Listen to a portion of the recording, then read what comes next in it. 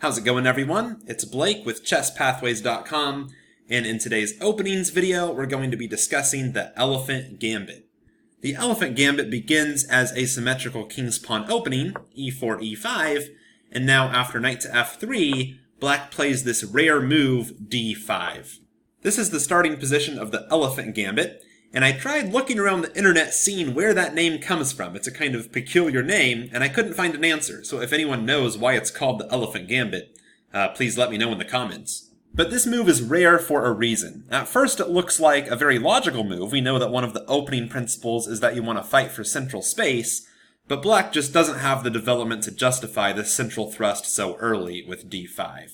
White has a couple ways to play here. White can just play e takes d5, and if black were to play queen takes d5, now black's just playing a very weird version of the Scandinavian defense, which begins e4 d5, where black has decided to play e5, and this is not going to turn out very well for black. After knight c3, this queen's going to have to move again. Let's say black plays queen a5 like in a Scandinavian defense, and now after either bishop c4, eyeing this weakness here on f7, or just pawn to d4, trying to open up the center and blow it wide open while white has a lead in development, white's advantage is considered to be quite sizable. So that's not what most players have in mind when they're playing the Elephant Gambit. After white takes on d5, they're not going to take back with the queen, they're going to play e4 and try to kick your knight away. But white has a way to an advantage here as well. White can just play queen to e2 and pin this pawn, and it's still going to be hard for black to avoid losing material. Again, queen takes d5, runs into knight c3. Material's going to be equal, but the position's going to be wide open, and white has a big lead in development. If black plays knight to f6 to defend this pawn, then white can simply play d3 and add pressure to this pawn because it's pinned. Here, one line continues queen takes d5, and now knight c3 is still possible. Then black could play bishop b4 and pin that knight, but knight d2 is another move here that I like. And black's not going to be able to hold on to their pawn here. If black plays bishop f5, which looks like the most logical move, there's a nice little trap they're going to fall for after d takes e4, knight takes e4, then knight h4 is winning for white. Black actually has no way to defend their piece here on e4. White's threatening to remove one of its defenders and then take that knight. And if black tried something desperate like g6, then simply after knight takes f5, g takes f5, and f3, white's going to win the piece anyway. So that would be a disaster for black. Coming back here after d takes e4, if black takes with the bishop instead, which looks more resilient, then white has a really nice shot here with knight to g5, achieving a nearly winning position. This puts a third attacker here on the bishop, so black has no choice but to take this knight. But now after knight takes e4, the queen's under attack, and white's also threatening discoveries on the e-file. That means queen e5 is pretty much completely forced. But now after knight takes f6, g takes f6, bishop f4, exploiting this pinned queen, queen takes e2, bishop takes e2, that whole line was completely forced from black, and this position is just winning for white. Despite material being equal, white has every advantage here. White has the much better pawn structure, these two pawns are very weak, white has the two bishops, white has a lead in development, and black will not be very happy trying to defend this position.